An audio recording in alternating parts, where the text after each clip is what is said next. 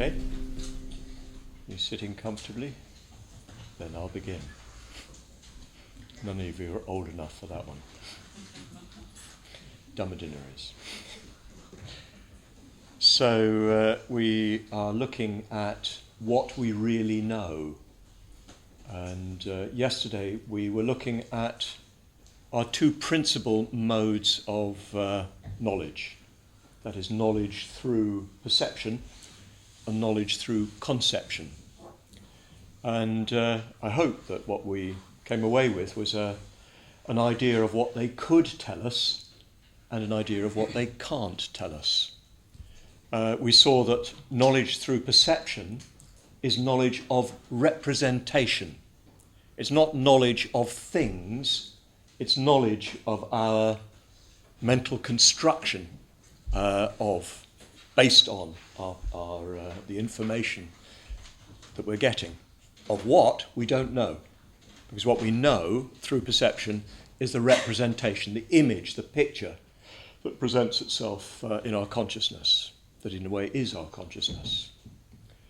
And then we saw that knowledge through conception is in a sense even more remote, because what conception is what a concept is a representation of a representation.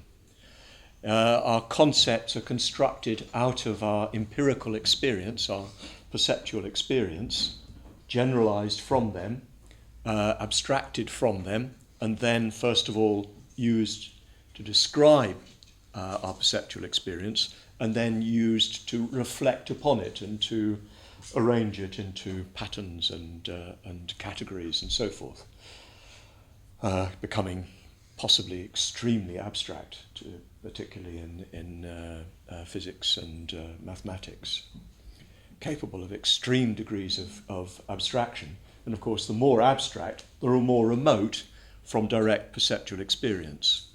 But all conception originates in perception, in representation through perception, and returns to it. It doesn't take us beyond what is represented. It's very important.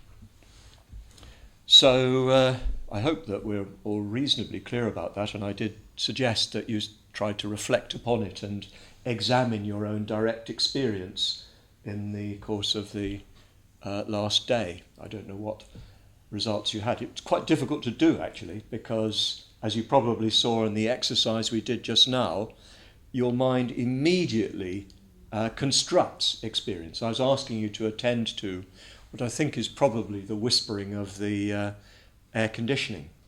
How quickly did your mind start to say, it's this, it's that, and to do so in a very concrete way, so that you actually think what you are hearing is the air conditioning. Actually, what you're hearing is a representation, which, from the point of view of our constructed world, we call an air conditioning system. But what it actually is, we don't really know. So the question we're going to try to nudge into tonight, taking my life in my hands, is what is it that the representations are representations of? Well, the first thing we must say is that, of course, we can't say. We've got to say that we can't say. Because as soon as we start to speak about it, we're imposing upon what is not a representation or a conception, language derived from representation and formed on the basis of concepts. So we're hamstrung from the start. We can't speak about what is not representation or conception because our language is derived from representation and conception. Okay, end of evening. No, I've still got a rabbit or two to pull out of the hat, or rather I'm borrowing some from Schopenhauer and from the great Buddhist tradition. So we do know a few things in terms of representation and conception about what is not representation and conception. Well, that gives the game away, doesn't it? We know that it's not representation or conception. And negative knowledge, in a certain sense, is knowledge. So we do know that what is not representation, what representation is, so to speak, representation of what in Kant and Schopenhauer's language is the thing in itself that is represented, we do know that it is not it's not representation. We know that it's not conception. And that tells us quite a lot in a mystifying sort of way. For instance, it tells us that the thing in itself, reality beyond representation and conception, it tells us that it's not subject-object. It's neither subject nor object. Because I hope what we saw yesterday, what I tried to show yesterday, was that subject and object are part of representation. They're part of the way in which we represent reality to ourselves. We are part of the way we represent reality to ourselves, if you see what I mean. So reality, the thing in itself, what is beyond conception and representation, cannot be either subject or object. I hope you can't follow me, because there's, in a sense, nothing to follow. What I'm doing is leading you to the edge of a precipice and then pushing you off, jumping off myself with you. So that's the first thing we know about it.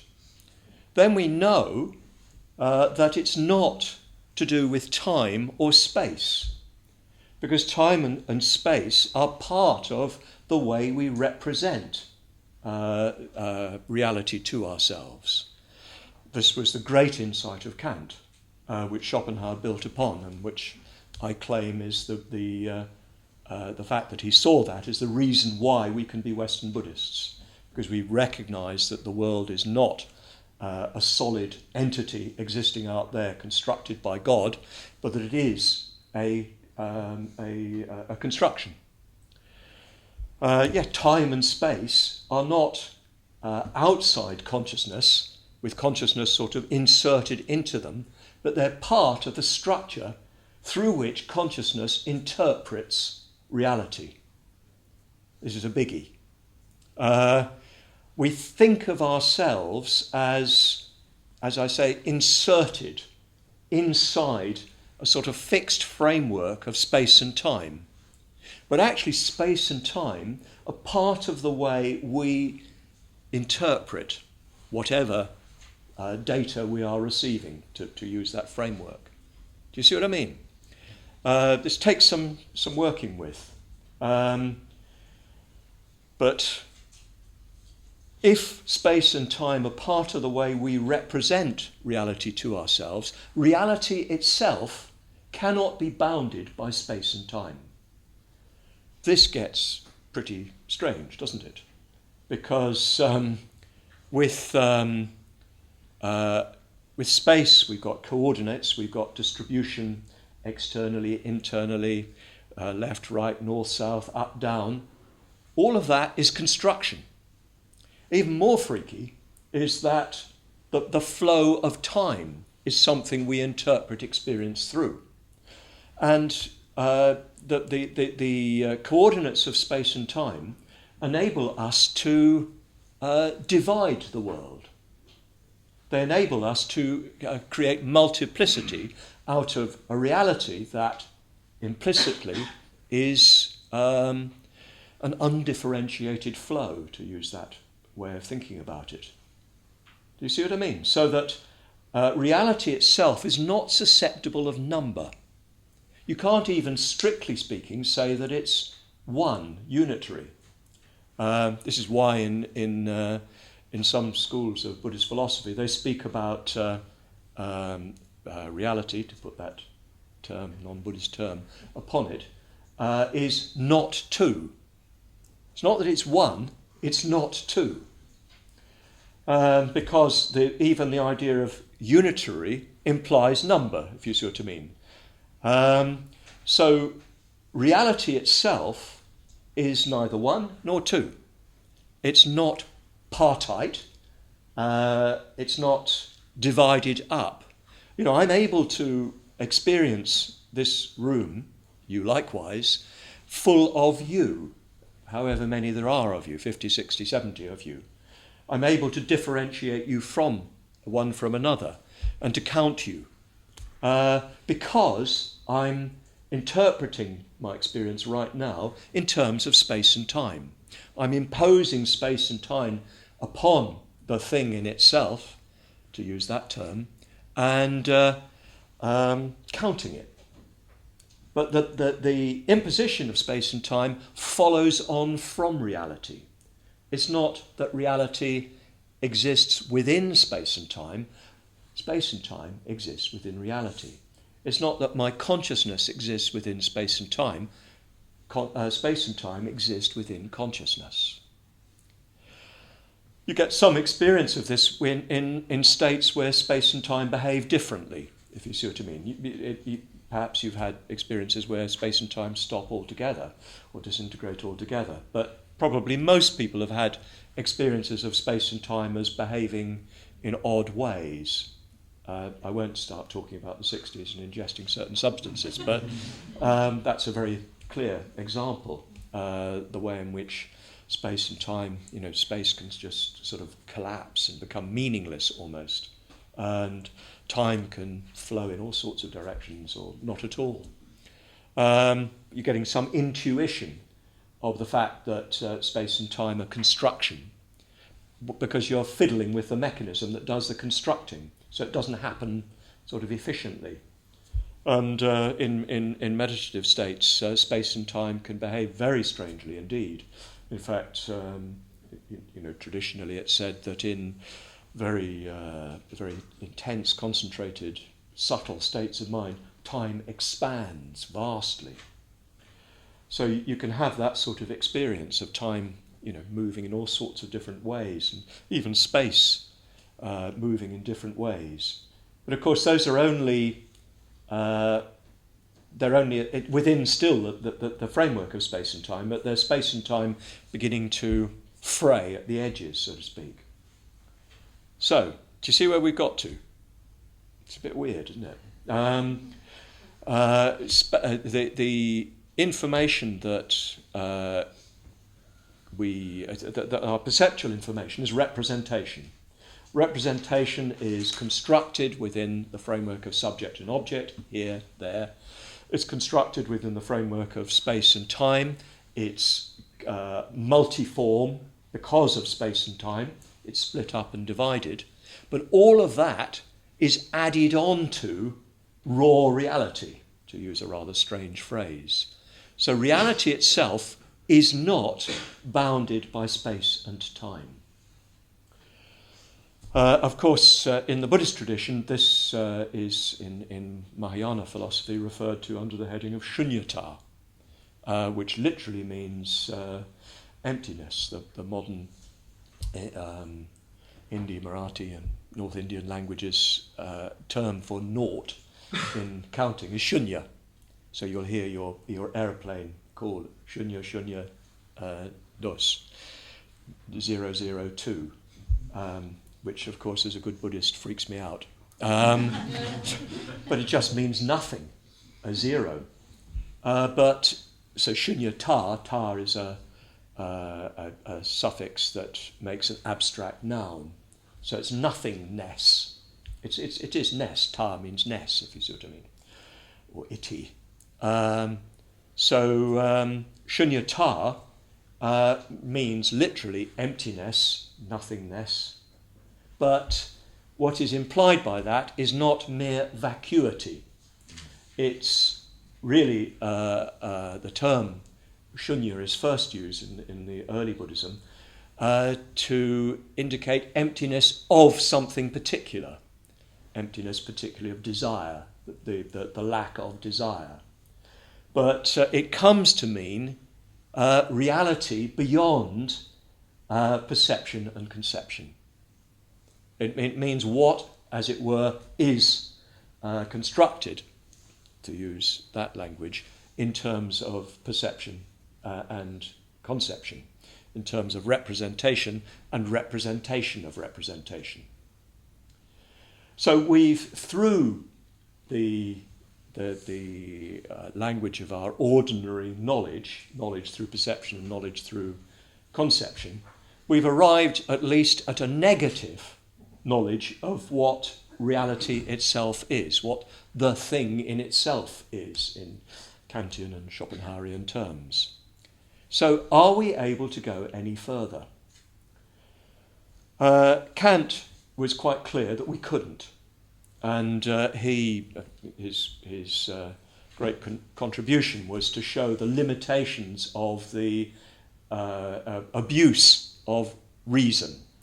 He thought that many of his predecessors, especially the rationalist philosophers, had overused reason and thought that they'd arrived at an understanding of things through reason. And he showed that they couldn't. But he said, that's it. He said, fortunately, by rather sophistic arguments, which I'm not entirely convinced by, that fortunately our representations actually are representations of the way things are. It doesn't entirely work, in my opinion, but maybe I'm not enough of a Kantian and he's ferociously difficult to understand. He's the most subtle and far-reaching thinker I've ever encountered. Schopenhauer said that's wrong. And I think this is a good contribution for us. He said that, yes, we don't, through perception and conception, get access to reality, but we do have, all of us, one way of experiencing beyond representation. So usually, we see something out there and we have to recognise that's a representation.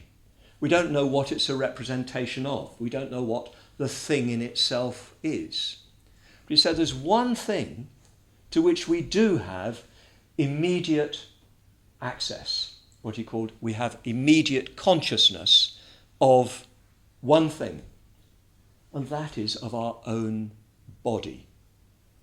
My body, seen from the outside, seen as it were from through visual perception, is a representation. I hold up my hand, and in looking at my hand, it'd be the same for you, by the way. Looking at my hand, I'm representing it to me. This isn't, it seems to be my veritable hand, but it's only a representation that I'm seeing, that I'm then conceptualizing in terms of hand, and then further conceptualizing in terms of its relationship to a body and so on and so forth. So through the visual sense and through most of the senses, I have access only to the representation of my own body. But I do have another access to my own body. And it's not the kinesthetic sense. I think this is an easy misreading of what he's saying. It's not the internal feeling of where my hand is and so forth, which is just another sense, just another means of representing.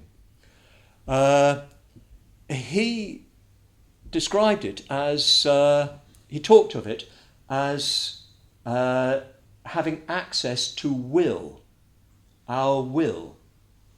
So when I move my arm, I can see it. I'm representing the movement of my arm to myself. Which is just representation. And then if I call it an arm, I'm conceptualizing about it. If I then start to ratiocinate about it, I'm conceptualizing about that labeling. But at the same time, I'm conscious of a movement taking place. I don't mean, again, the kinesthetic consciousness of it. I'm conscious of, as it were, something directing my hand, something moving it. I'm conscious of something, as it were, internal, to use the language of space, that is directing my hand. Of course, I can then think about that in terms of the language of conception and representation and conception. I can talk about my motive. I'm reaching out my hand and waving it around in order to illustrate to you the internal dimension. But Schopenhauer said, no, that is simply an explanation in terms of space and time. That isn't will. That's what he called motivation. What he meant by will was something much, much more mysterious. He meant the distant sense that something is directing the movement of your body, the actions of your body in space and time. Something that, as it were, stands outside the process of space and time, is moving you within space and time. It's quite difficult to get at, particularly because he uses the term will, which we naturally think of in terms of motivation in the normal sense, that I want to achieve that, I want to do that. He's not talking about that. He's talking about something more inchoate, less formed, less thinkable, but which we do have a sense of. I'll give you a little example. I did a long solitary retreat a few years ago, 5 years ago, 6 years ago. And I was alone for a long time, so I began to do rather weird things. I won't tell you all of them. But one of the things I became fascinated with was, why do anything? Well, I'm fascinated for very good reasons, because I couldn't see particularly good reasons for doing anything at some point, particularly getting out of bed. I know everybody's had this feeling, but I just couldn't see how I got out of bed. I don't mean, I knew the mechanics of it, but I didn't sort of really work out what got me out of bed. And I remember one morning, I think it was about 12 o'clock, when I suddenly found myself in the toilet having a pee. And I didn't really know how I got there. I just went. I needed a pee, so I went. But we have the idea that I am up here telling my body what to do. But if you examine very closely what goes on, it's not really like that. There's a mysterious internal upsurging, which we're dimly conscious of. We sense the motivation, as in to say, the moving force arising within us. We then apply to that motives in the terms of space and time. But it's sort of, if you look at it closely, it's not itself determinable. Determinable in the philosophical sense of making determinate, of seeing it as a something. It seems, Schopenhauer said, simply to emerge, and it refuses the question, where do you come from? Why did you do it? It's mute. It's what he called the occultar mysterium, the mysterious obscurity, the mysterious occultation, what you cannot go beyond.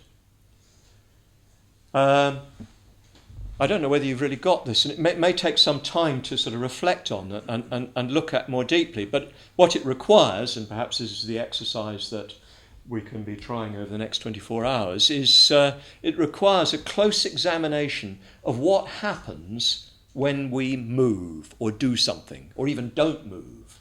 What happens? Where does it come from? What Schopenhauer argued, and this is certainly my own experience when I've been able to attend closely enough, is it comes, as it were, out of something beyond what one can determine in terms of representation and conception. So Schopenhauer's next step was to say that because we've got at least immediate consciousness of this will stirring within us, moving within us, we can make a pretty good guess that it's the same force, so to speak, force of course used metaphorically here because it's not a force in terms of the laws of causation and space and time, but it's the same force moving through everything else. This is what Dylan Thomas was getting at, that the force that through the green fuse drives the flower drives my green age. And he was a Schopenhauerian. He read Schopenhauer, as did Thomas Hardy, by the way. The Dynast is his attempt at a Schopenhauerian explanation of things, or account of things. But Schopenhauer says that in everything something is moving. Again, I'm using the language drawn from space and time, from representation and conception, so it must be wrong. But it gets us a little bit closer to things. So he's saying, first of all, analogically, because within me, I'm immediately conscious of will. It must be will that is the inner dimension of everything. And that will cannot be different from my will, as it were, my will, because it's not my will, it's the will as it emerges in me. Because we've already seen that that the thing in itself, that reality itself, is beyond space and time. It's beyond number. So it cannot be, as it were, a separate force animating everything else from the inside. It cannot be, the thing in itself cannot be, as it were, a separate thing for each thing, if you see what I mean. That you've got your thing in itself and I've got my thing in itself, and hands off. It cannot be like that, because the thing in itself is not susceptible to number. Shunyata is impartite. It is not, to mix my universities of discourse, legitimately, I think. It cannot be subject to number. So he's saying, if I know it in me as will, this force that moves my arm, gets me up in the morning, etc., from the inside, not from outside circumstances and explanations and motives, if that is what I am immediately conscious of, and what I am immediately conscious of is something that is not representation and conception, then it must be free from division. This is a logical argument, and perhaps one might find it difficult to follow easily. But then he argues that must be what moves, as it were, in everything. Now, you don't necessarily have to have got this or even to buy it. I think it is very useful reflection, and it's worth spending some time looking at motivation, separating out in the situation motivation that is to do with representation and conception, and trying to look at the inner dynamic. You're constrained all the time to fall back on language drawn from representation and conception. But fortunately, we're not just left there. If we were just left there, you'd either sort of get it or you wouldn't, or you'd buy it or you wouldn't buy it. But Schopenhauer says that we've got other means of access to the thing in itself. And we've got other ways of at least approaching it more closely and more intimately.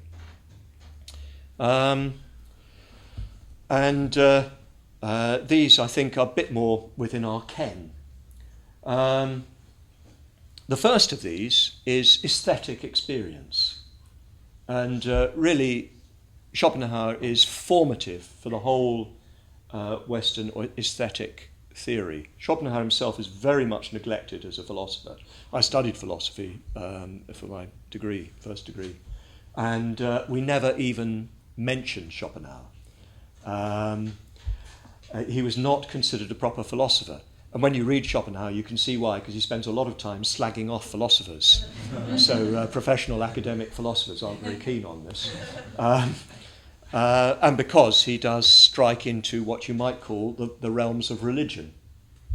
I remember we were discouraged from studying Eastern philosophy because we were told it would get us emotionally engaged. I did try to say I want to be emotionally engaged. It was the worst days of analytic philosophy. It was a long time ago, I assure you. I'm sure it's better now. Schopenhauer says that we've got access, or at least a sort of an approach to the thing in itself through aesthetic experience. So what I think of here is what I call the gallery experience. You go to a picture gallery. It can happen with any of the arts, of course, whatever your own favourite is. You go to a picture gallery and you start looking at paintings. I don't get the chance very often, and it's not, my strongest suit. But I always find that to begin with, I don't quite know what to do with myself. I've learnt that the first thing to do is have a bit of a wander around and then a cup of tea. It's extremely important in aesthetic experience. And then choose what to go and look at. And don't try and see everything. So you go and look at something. And to begin with, you're sort of looking at it saying, oh, that's yellow, that's green, that's blue, that's pink. And there's a certain point, if you get in the groove, when suddenly you enter into the painting. And you become absorbed. You become absorbed in the painting. It can happen with music, can't it? You go to hear a concert, and to begin with, you're thinking about this and thinking about that, and the person next to you is scrunching something, and there's this and that and the other, and you're distracted by the hall or whatever. And at a certain point, the music takes you by the shirt and pulls you into it. Whatever the medium is, it can happen. Dance, anything. It can be a landscape too. You're just sort of looking around and sort of thinking, where am I? And then suddenly you're entranced. You're in the spell, as it were. So what actually happens in that situation? What's going on? What's the transition when you move from a fairly ordinary representation of the world, distributed in space and time with me and self and other and so forth, with conceptualization going on, an explanation of what it is, an account of all the different things and so on. What happens when you move from that into aesthetic entrancement? Well, what Schopenhauer says is that you cease to see the thing, see the object or hear the object or whatever, within the framework of space and time. It goes further than that. I haven't explained a lot of Schopenhauer's philosophy, sparing you, because it's not an account of his philosophy. This is my attempt to understand our experience, strongly drawing on that. But he says that you experience the object outside the principle of sufficient reason. What that means is that you experience it outside explanation, outside the world of causes and effects. You experience it not as something having a place in a sequence, as being the prelude to something else and the coda to something prior. You cease to place it within space and time. Or rather, you still place it within space, of course, because it's out there, if it's a visual object or even a sound object. It's out there, so it's within space. But time, to a greater or lesser extent, begins to disappear. The framework of time disappears. For a little while, you're entranced, and in that entrancement, time stands still. To some extent. Depends on the extent of your engagement, depends on the adequacy of the object, because some objects are better at grabbing you than others. Every object can grab you if you have a true aesthetic awareness, as it were. Everything is capable of being perceived in this way. But some things, for various formal reasons, which we're not going to be looking at today, are more easy to approach than others and invite you more than others. You know, what we call great art is art that more readily gives you access to this timeless, acausal experience. You're not interested in what it is, you're not interested in why it is, you're simply interested in that it is, in its haikicity. You're interested in the fact that it is there, not why it is, which is a question about where it came from, or what it is, which is a question about its construction, so to speak. You're neither interested in its etiology nor its makeup, construction. You're simply interested in, or you're absorbed in, the fact that it is. So it ceases to be a representation within a field of representation, within a field of representation governed by causality, governed by time. Space is still there, otherwise there couldn't be a representation, if you see what I mean. Because there has to be you here and the thing there. But space, even space, can become highly attenuated.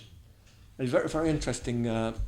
I've never really got on with this sort of modernist music, the minimalist music, for instance. But a friend took me to a concert of Stephen Reich, his music, and he told me what to do, as it were, where to put my ear. And you don't put your ear on the notes, you put your ear on between the notes.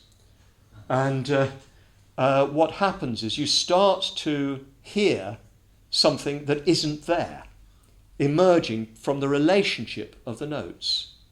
And it's extraordinarily satisfying and extraordinarily absorbing, because the notes exist in relation to each other.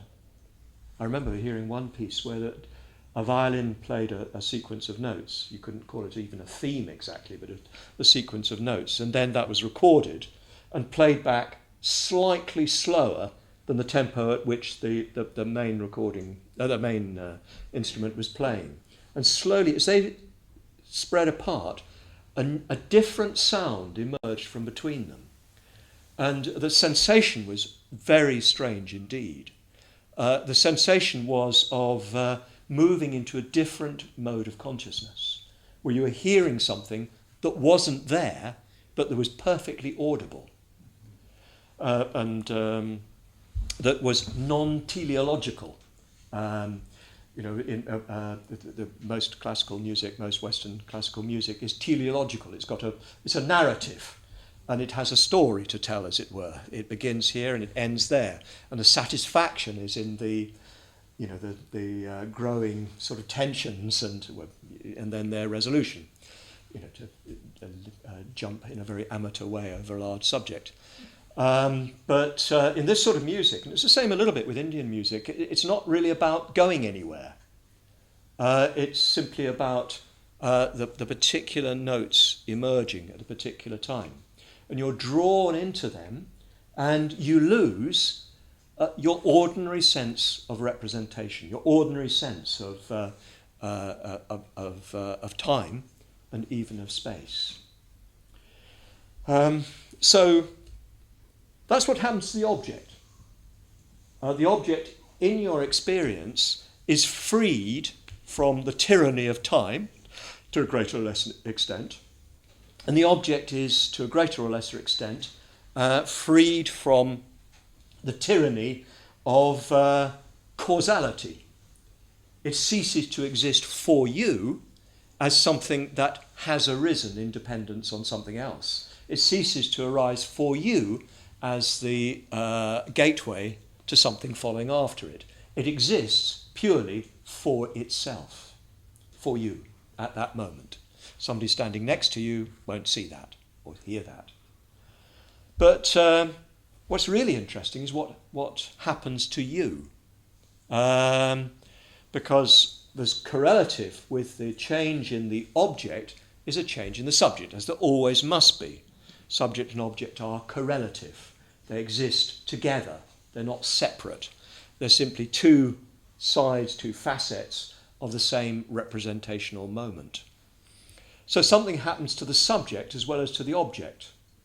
What happens to the subject is that you become, according to Schopenhauer, and I think this is a good way of speaking of it, you become for a while freed from will. You become free from, in classic Buddhist terms, desire. You are no longer driven. You become the pure, will-less subject of knowledge. For a little while, you are not going anywhere. You're not striving for something. You're not hungry. One of the great Buddhist commentators I've been reading recently, Asanga, says that the mind is always hungry. The mind is always hungry for experience. Like when I was getting you to listen to the whispering sound of what we now laughingly call the air conditioning system. Stepping into the such a crude world of representation. I lost my thread now. Our mind is hungry to identify it.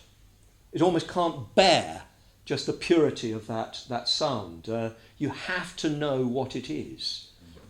But in aesthetic experience, the mind's hunger is for a while appeased. And you become yourself free from the tyranny of will. The tyranny of will that drives everything. That drives the world outside you, drives the world inside you. You become suspended from that. You become free from that. You float free from it. Of course, you're not interested in thinking about that at the time, because you're simply absorbed in that moment of experience. You're absorbed in the experience of the object as fact rather than as an incident, if you see what I mean. You're absorbed in the thatness of the object rather than the why or the how of it. And you yourself are freed from all sense of drive in relation to it. Usually what happens when we see anything is that we evaluate it in terms of its pleasure or pain for us, in terms of its benefit or threat to us. That's what will drives us to do within us. The force within us drives us to protect ourselves and to gain what will fulfill us, as it were. This is Trishna. But that's suspended. You don't want anything. And the experience, if it's at all intense, the aesthetic experience, if it's at all intense, is of not needing anything, not wanting anything, at least to some extent. Of course, we don't often experience it at its absolute peak, but for a little while we're freed from that tyranny. And for a little while we're just sort of satisfied and delighted. And we experience, if we sort of analyse it, a kind of relief. That's what the joy of aesthetic experience is. That, first of all, the object itself is so pleasing because it is not demanding of us. It's simply there, pure, satisfying. All its qualities are exposed to us.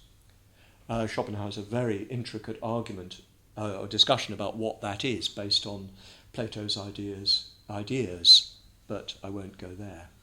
But the object is revealed in its purity, if you like, freed from cause, freed from time, and is therefore pleasing in itself. And the more adequate the object, the more great the art, or the more satisfying the scene, or whatever, the more deeply pleasing it is. But there's a corresponding inner pleasure. And the pleasure is the freedom, relief from that, from the intense pressure of will.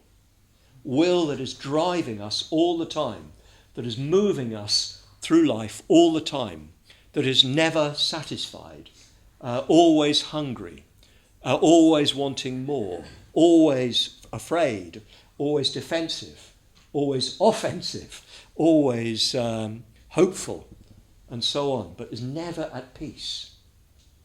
But for a while, we know peace in the aesthetic experience. For a little while, we're suspended from that. And you can know that experience, if you're in the middle of quite a lot of trouble of some kind or other, some mental suffering or some difficulty in your life or whatever, and you do have the fortune to have some kind of aesthetic revelation. Suddenly something catches you. And afterwards you feel completely different. You're cleaned out. The previous state of anxiety or suffering or pain is for a while alleviated. So aesthetic experience, according to Schopenhauer, and I think this is what we will find if we examine it quite closely, takes us a little way beyond the subject-object framework. And it takes us a little bit beyond the spatio-temporal framework. Space is still there, but very, very attenuated. Time, the greater the aesthetic experience, the more time is suspended. So we have a little bit of an experience of the sort of threshold of reality itself. We're taken right up to it. And it's because it's less differentiated in terms of the coordinates of self and other and the coordinates of space and time, it's more adequate to reality itself. Reality represents itself in the aesthetic object more fully and completely than it does in the ordinary object. Do you see what I mean? So that when we see anything through the ordinary eye, which is dominated by space and time, dominated by self and other, we're seeing a highly refracted and distorted and even, you might say, alienated version of reality. It's very useful for breakfast and survival and so forth, but it's a very distant reflection of the way things really are. When we have aesthetic experience, we come very close to the way things really are. We're not there, unless we really sort of pass through the gateway through aesthetic experience. And you can do. That is certainly a Buddhist tradition, that there's the gateway of beauty, the Shubha Vimoksha Mukha. You can enter reality through beauty, which means through the suspension of space, time, self and other in aesthetic experience. So we get very close to what the thing in itself is in this way. We begin to sense something that is beyond its construction in terms of representation, its construction in terms of conception and so on. Now, if that was the only means of access we had, perhaps it doesn't reveal enough about what reality is. Unfortunately, we have another mode of access, according to Schopenhauer, which is in what you might call ethical experience. So in ethical experience, you sense, and you sense it immediately, the life in another. In pure ethical experience. I don't mean in ethics according to commandment, if you see what I mean. It's not ethics according to rule. It's the ethics of the moment, when you know you cannot do that because it will cause harm. I remember a wonderful story that a mitra who came to the LBC when I was chair here, which is before the flood, he was an Irishman, and as a young man, he was quite a bit older than me, so that's going back some, he'd been inducted into the IRA, as was traditional from his background. And after being inducted into the IRA, he was taken on a raid, and he'd never fired a rifle before, so they showed him which end to point and where to pull the trigger, and he was left as a sort of rear guard. But they'd been betrayed, and the British soldiers were waiting, and he suddenly found himself at the wrong end of a soldier's rifle. And his own rifle was pointing in the right direction. And he said their two guns were pointing at each other, and they looked at each other. They weren't that far apart. He could see that the soldier was absolutely terrified. He could see that he was absolutely terrified. And he could see that the soldier saw he was absolutely terrified. And he could see that both of them were sort of frozen. They couldn't shoot. They couldn't shoot because they could see humanity in the other. Of course, he hadn't been trained. The soldier had. And he shot, and in illustration, he pulled down his shirt and showed me a bullet hole through his shoulder. But the point is, well, one point, of course, is that military training is dangerous. A lack of military training is even more dangerous. But what I found really striking, really moving about his account was that ethical moment, which was not mediated by thought or an idea or a commandment, because he was an Irish nationalist. It was his duty to incorporate the 6 counties. But his absolutely immediate, natural, human response to the life in another. That is what I mean by the ethical sensitivity, that other way we have of having access to the thing in itself. We have access to it through our immediate intuition of life, which we sense is the same life. That's what he said, I remember that, Desmond Fitzgerald. He wouldn't be an Irishman, would he? What he said was that he could see that they'd seen that they were the same as each other. He could see that shooting that soldier would have been shooting himself. He could see that the soldier saw that shooting him would be shooting himself. That is what Schopenhauer is talking about.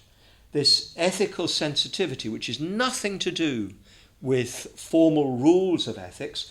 Well, no, it's not nothing to do with them, because formal rules of ethics can help us to get in contact with that immediate natural sensitivity. It's not to do with obeying rules. It's to do with discovering our immediate sensitivity to the life around us. And of course, the life that we're most sensitive to is the life that's most like our own. That's the life in other humans. But we can be as sensitive to the life in animals, even in plant life, even in inanimate objects, in rocks and so forth. We can have a sense of our identity with them, which is really very mysterious, isn't it, when it strikes upon you. I remember that in my solitary retreat, because I was on my own, nobody to talk to, apart from the long conversations I had with people who'd offended me in the past, and in which I would tell them what I thought and then get upset by their answer that they hadn't actually given. But become incredibly sensitive to the life in everything around you. Everything. The sheep. Say it for the sheep. The trees, the grass, the mountains, extraordinarily alive. The same life as me. Yes, my life, as it were, manifests life to a higher, manifestation, degree of manifestation. But it's the same life. And so what Schopenhauer gets at, and which I think we can begin to reflect upon further tomorrow, is that we have a different way of knowing the world. We have a different way of knowing the world, knowing not the world, not knowing the world as representation, knowing the world as what Schopenhauer called the world as will.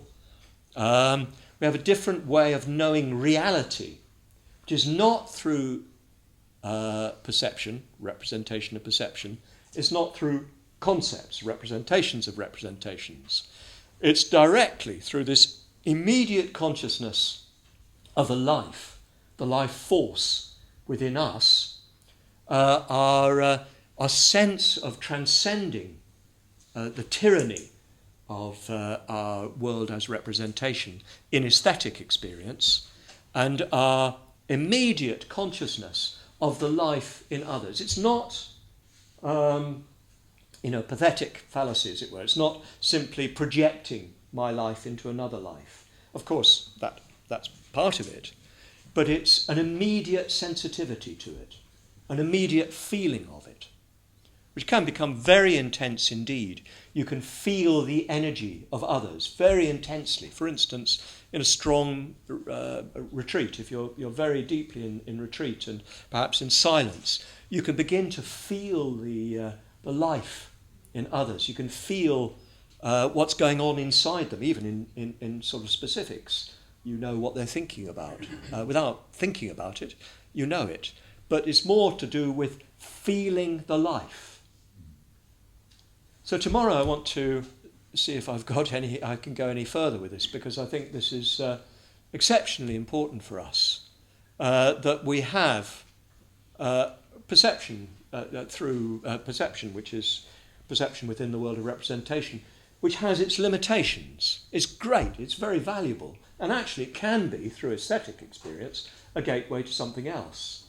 But it's limited, and what it presents to us in our original disposition of mind is actually quite a large falsification of reality. We have, through aesthetic experience, some access more directly to what transcends that, through our own consciousness, immediate consciousness of the life within us, in terms of what moves us, the sense of the life in our own actions, and through our sense of the life in others, through what you could call ethical sense. Empathy, perhaps, would be a better way of putting it. So I'll leave it there and ask you to reflect further upon these three modes, or rather three illustrations of this other mode of knowledge that I've been trying to adumbrate.